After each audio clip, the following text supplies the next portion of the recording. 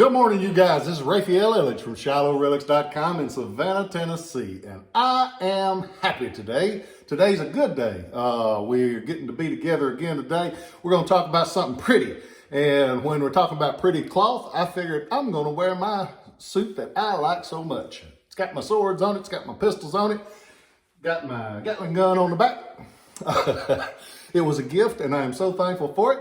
And that's the way this guy must have been when he walked out of the tailor's shop wearing his new State of New York uniform. This one, boy, it's bright. It's got that red cloth, got just a little bit of orange tint to it where it stands out really well.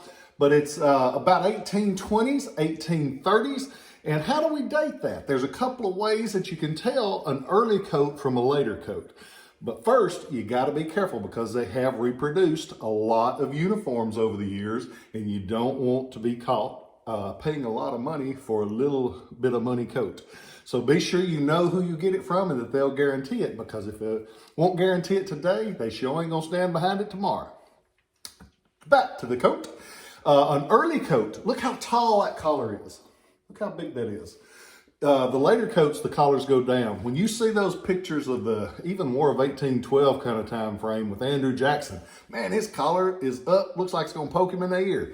This one, nice and big, tall. The uniform buttons are another way that we can tell. This one, check these buttons out. Isn't that pretty? That's the State of New York, and it has the eagle on top of the globe, and it has Excelsior down below. It wasn't, Stan Lee wasn't the first one to say Excelsior.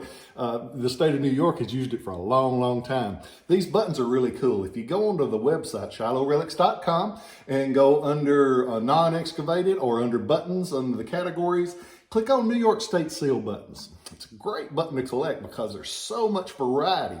And these especially, they've all got that same basic design on the face, but they've got different back marks because they were made here. They were made in England for them because New York, rich state, had a lot of people with money. And when you look at this coat, look at all the buttons.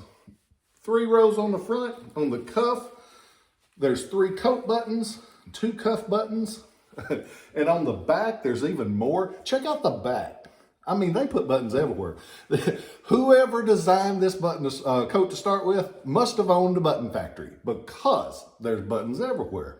And it's one good thing for collectors, though, because it makes them affordable. You can get most of these buttons for under $100. And I know $100 is a lot of money, but for a button that's almost 200 years old, it's a cool thing. You can get a lot of them for the $50 to $100 range. And this one has a lot. If you bought just the buttons, it would add up very, very quickly. The coat, it's got that red material, beautiful colors. It stands out. You can have some of the Union coats like we've got in the background, but when you see one of these, it's like, bam, jumps out at you.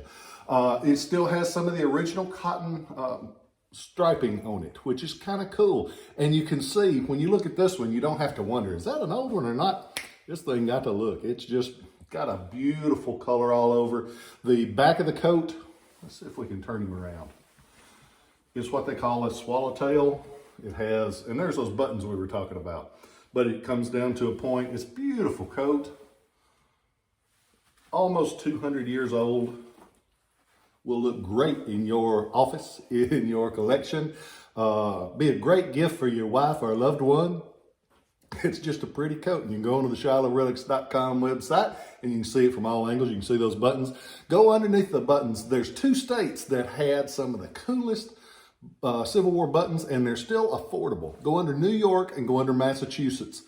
And I've got a lot of them on there because I like them and I like varieties. But go on there, there's a lot to look at. Get a chance, check them out. This coat, as of the time of this video, is for sale. I've got a few other coats that I picked up in the last little bit. I've also got a few pieces of headgear. A lot of you guys have asked about headgear videos. Hadn't quite got to it yet, but I did hear you and I have not forgotten you. While you're going on to the uniforms, check out, I've got an original Civil War vest that goes under the coat. It's actually cool. It's an original one. You can tell it's got wear. Check that one out too. There's a little bit of, well, ain't a little bit, it's a sad thing for collectors everywhere.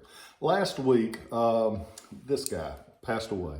He was, and every collector owes him a little bit of gratitude because he wrote several books on Civil War pieces. He wrote the Buckle book with his name is Mike O'Donnell, and good friend of mine. He was one of the guys when I first got into relic collecting. I go into Larry Hicklin's shop, and there's a book over there, and it's a used copy, and it's the Illustrated History of Civil War Relics by Steve Sylvia and Mike O'Donnell. And this is these two cats when they wrote it. It's on the inside cover. Love that picture because, man, they ready to go. But that book has meant a lot to me because when I first got going, it had hats and it had veterans pieces and everything you can imagine in it. And it was like a Christmas wish book. I looked through it and I thought it was so cool. And then I finally got to meet Mike, and one of the first shows that I did, he bought a canteen from me.